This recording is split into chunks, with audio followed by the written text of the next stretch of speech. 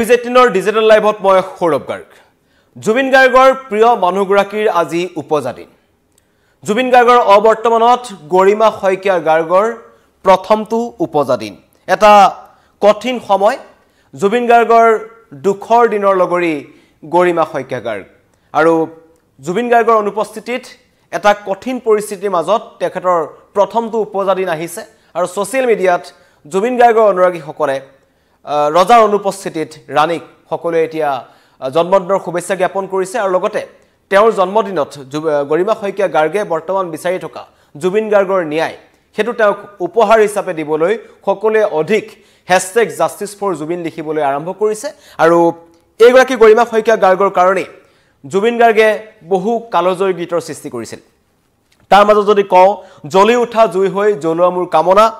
তুমি চুলেই যে বসন্ত নকবা নকবা নুশুনো কথা হিয়া মোৰ জনে এইবোৰ গান যিবোৰ গান আমাৰ বুকুৰ ভিতৰত সোমাই আছে প্ৰতিটো মুহূৰ্তত আমি এই গীতসমূহক লৈ আগবাঢ়ি আছো এই গীতবোৰৰ সৃষ্টিৰ আৰত আছিল গৰিমা শইকীয়া গাৰ্গৰ কাৰণেই হেজন জুবিন গাৰ্গৰ হাত পিয়ানোত বহিছিল আৰু তেওঁ এনেকুৱাবোৰ কালজয়ী গীতৰ সৃষ্টি কৰিছিল হেগৰাকী গৰিমা শইকীয়া গাৰ্গে কিছু সময় পূৰ্বে এটা পোষ্ট কৰিছে সোশ্যাল মিডিয়াত আৰু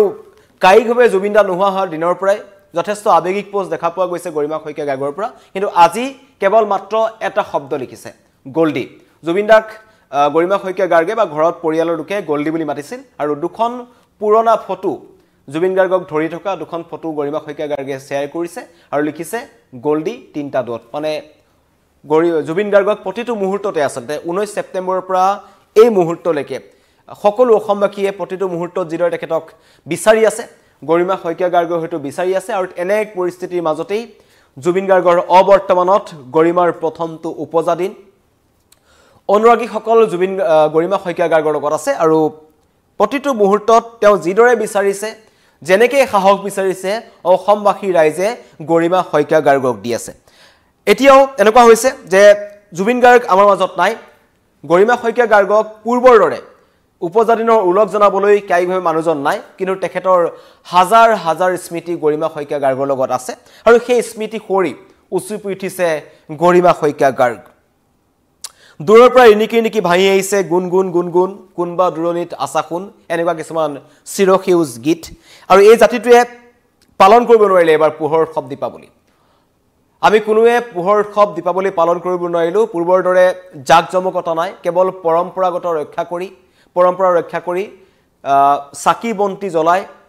মানুহে দীপাৱলী পালন কৰিছে আৰু তাতো সকলোৱে জুবিন গাৰ্গক শ্ৰদ্ধাঞ্জলি জ্ঞাপন কৰিছে কোনো এখন পূজা নাই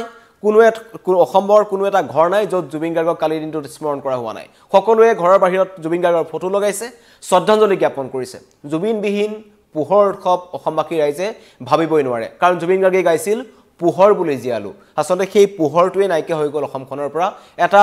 কণ্ঠ নোহোৱা হৈ গ'ল তাৰ পিছত এতিয়া আজিৰ দিনটোত গৰিমা শইকীয়া গাৰ্গৰ উপজাদিন আৰু তেওঁ যিটো ফেচবুক পোষ্ট লিখিছে গোল্ডি বুলি তাত জুবিন অনুৰাগীসকলে তেখেতক শুভেচ্ছা জনোৱাৰ লগতে তেওঁৰ আটাইতকৈ ডাঙৰ উপহাৰ কাৰণ এতিয়া গৰিমা শইকীয়া গাৰ্গ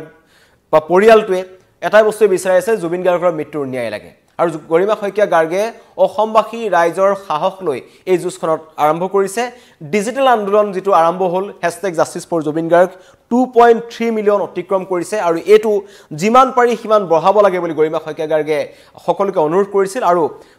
গৰিমা শইকীয়া গাৰ্গৰ অনুৰোধলৈ সন্মান জনাই বা তেখেতৰ কথা ৰাখি এতিয়া সকলোৱে #justice4jubin গাৰ্গ লিখি আছে আৰু সোশ্যাল মিডিয়াত দেখা পোৱা গৈছে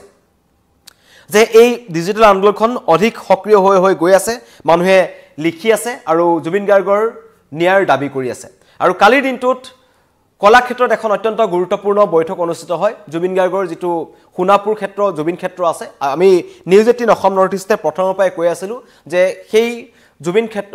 সোণাপুৰত য'ত জুবিন গাৰ্গক সেই স্থান দিয়া হ'ল তাৰ নাম হ'ব লাগে জুবিন ক্ষেত্ৰ আৰু এতিয়া গৰিমা শইকীয়া গাৰ্গেও সেই কথাটোকেই ক'লে যে সমাধি ক্ষেত্ৰ এনেকুৱা ধৰণৰ নাম জুবিন গাৰ্গৰ লগত হ'ব নালাগে আৰু জুবিন গাৰ্গ কাইকভাৱে আমাৰ মাজত নাথাকিব পাৰে কিন্তু তেখেতৰ প্ৰতিটো মুহূৰ্তত তেখেতৰ সাহস তেখেতৰ গান আমাৰ মাজত আছে সেইকাৰণে জুবিন ক্ষেত্ৰ হওক সেই অঞ্চলটোৰ নাম আৰু এতিয়াও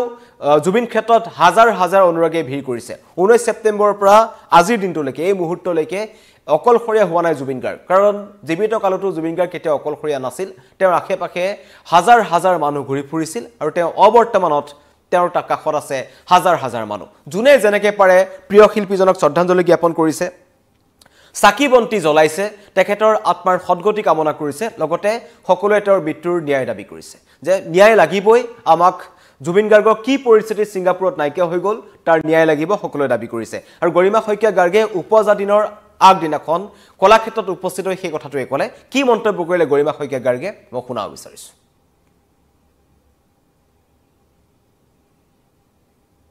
আমাৰ ইয়াৰ পিছৰ প্ৰতিটো পদক্ষেপ জুবিন আমাৰ মাজত জুবিনক জীয়াই ৰখাৰ এটা প্ৰচেষ্টা গতিকে তাৰ নামটো জুবিন ক্ষেত্ৰই হওক জুবিন আজি মাত্ৰ প্ৰথম দিনাৰ কাৰণে আমি যিখন সমিতি গঠন কৰা হৈছিল আমি একেলগে বহিলো সমিতিখনৰ সকলো উপস্থিত নাছিল তথাপিতো সৰহ সংখ্যকে আমি আছিলো আৰু প্ৰথমবাৰৰ বাবে কথাটো মাত্ৰ আলোচনা এটা কৰা হ'ল আৰু সকলোৱে আমি যিখিনি বিচাৰিছো আমি বিশেষকৈ প্ৰথম কথা কিমান মাটি তাত থাকিব সেয়া পিডব্লিউডি কমিশনাৰ প্ৰথমতে তেওঁলোকে সেইখিনি নিৰ্ধাৰণ কৰিব তাৰপিছত ৰাস্তাটো সন্মুখত 6 লেনো হোৱা কথা আছে গতিকে সেই গোটেই কথাখিনি আগতে নিৰ্ধাৰণ কৰি ল'ব লাগিব আৰু আমি বিচাৰিছো জুবিনে যিহেতু প্ৰকৃতিক ভাল পাইছিল গতিকে প্ৰকৃতিৰ লগতে সম্পূৰ্ণভাৱে সম্পৃক্ত কৰি যিখিনি টেকনলজিকেল কথাও থাকিব লাগিব কৌশলগত কথা কাৰণ আমি অকল অনাগত 2-3 বছৰৰ কথা নহয় নতুন প্ৰজন্মক সম্পূৰ্ণ সাঙুৰি সকলোৱে যাতে নিজক তাত কানেক্ট কৰিব পাৰে আৰু তাত সোমালে যাতে সকলোৱে যেনেকে সকলো লোক জুবিনৰ লগত কানেক্টেড হৈ আছে নিজৰ আত্মা নিজৰ মন সকলোবোৰ নিজৰ আবেগ জুবিনৰ সৈতে জড়িত হৈ আছে সকলো তাত সোমালে যাতে জুবিনক বিচাৰি পায় তেনেকুৱা ধৰণৰ নিজৰ আবেগক বিচাৰি পায় সেইকাৰণে জুবিনো থাকিব তাত আৰু আমাৰ সকলোৰে সংযোগ মানে আত্মাৰ লগত যেটো জুবিনৰ সংযোগ আছে সেই গোটেইখিনি তাত থাকিব লাগিব তেনেকুৱা ধৰণৰ কথা কিছুমানে আমি পাতিলো এতিয়া লাহে লাহে আৰু কেবাখনো হয়তো আমি কেবাবাৰো আমি বহিব লাগিব তেতিয়া বহুত আইডিয়া আহিব আমি ঘৰৰ পৰা ভন্টি আৰু মই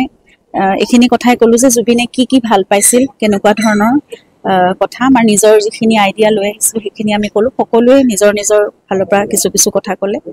গতিকে আজি মাত্ৰ অংকুৰণ এটা বুলি ক'ব পাৰি আৰু আৰম্ভণি হৈছে গতিকে প্ৰথমতে এইখিনি কথা ডিসাইড হৈ লওক যিখিনি মানে মাটিৰ কথাটো আটাইতকৈ ডাঙৰ কথা সেইখিনি চাই লওক